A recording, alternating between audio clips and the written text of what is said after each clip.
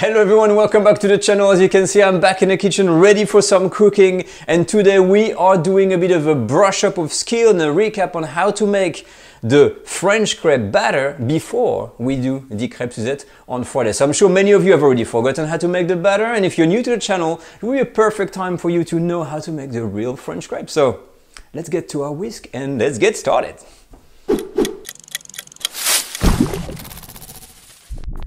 Now let's learn how to make crepes. Now let me tell you, crepes or the crepe batter is something that you need to know by heart, especially when you learn French cooking, because it is the most well-known national dish there is in France. So when you're French, there's no way around it. You know to know this by heart. So here is the precise ingredients, the official ingredients used in culinary school, French culinary school, when it comes to crepes. Here we go.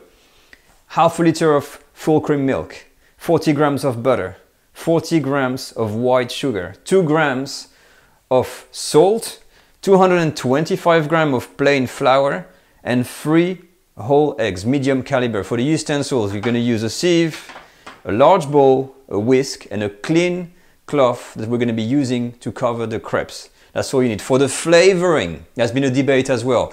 When the batter is done, you can flavor your crepe batter with either liqueurs like rum, Grand Marnier, Cointreau. You can use orange peels, lemon peels, or anything you want, or you can leave them plain. This is totally up to the cook to come up with whatever he likes. So that's really up to you. And then let's see how to make that simple batter. And now let's start the recipe. So the first thing, as always, wash your hands before you do anything with food. The strict rules of hygiene are very important. No contamination there. Always also have all of your ingredients ready in a clean container. So I've break the eggs, I did my food prep, everything has been ready. It's the exact grammage. I can use everything one by one and add this into my bowl to make my batter. So let's look at the steps. Step number one, you start with your flour. So you put everything in that sieve there, and you're going to filter everything so it's nice and smooth. Step number two, you're going to add your salt and your sugar. So you start with the dry ingredients first, okay? Everything in, and you use your whisk and you start to mix everything together. So you get the salt, the sugar and the flour in one compound. When you're done, because we're going to do a circular motion like this during the batter, we make what we call a fontaine, which is like a little a well basically in the middle to put the eggs. So you can use your hand as well, and make sure you get clean hands. And when you got your fontaine, you're going to put your eggs in. So the 3 eggs in the middle, okay? Once the eggs are in, you're gonna break them gently, and you're gonna start to do that movement like this, you see, and try to incorporate the flour, but little bit by little bit, you see, because we want to avoid the clumps, and this is the trick. So you start like that, and you see how the flour kind of falls in onto the eggs. So you do that until you get something relatively stiff before we start adding some milk. So that's where you should start before adding the milk, roughly, that kind of consistency. Yeah? So when you reach that stage here, like that, you start to add a little bit of milk, and this is the trick. Many people add all of the milk at once, and then you got all these clumps of flour.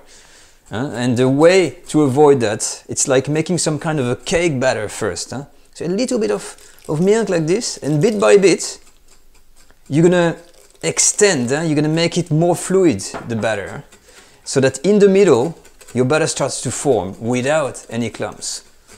So we're gonna keep on doing this until all of the milk has been added. So little bit by little bit. Almost done. And look, if I put my bowl like that, you see that dry flour here, and when I turn, it's picking up layers of flour, little bit at a time, and that's gonna ensure you don't have any clumps. And that's the secret to a smooth crepe batter. All finished. Look at that. This is a smooth batter. So remember, I haven't even started resting the dough yet, and look at this. It's all incorporated.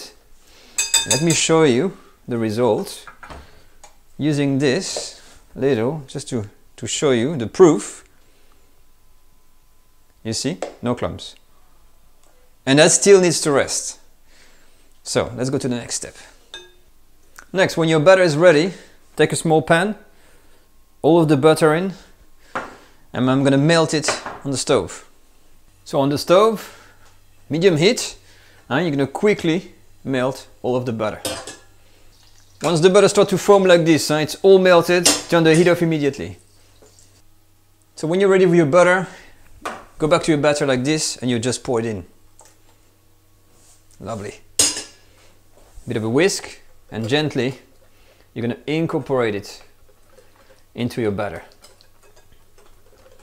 Are you now ready to add the flavorings? So anything you want to use, like grated orange peel, lemon peel, any types of liquor, and you don't have to. For me, I like to add some Havana Club rum, it's my favorite.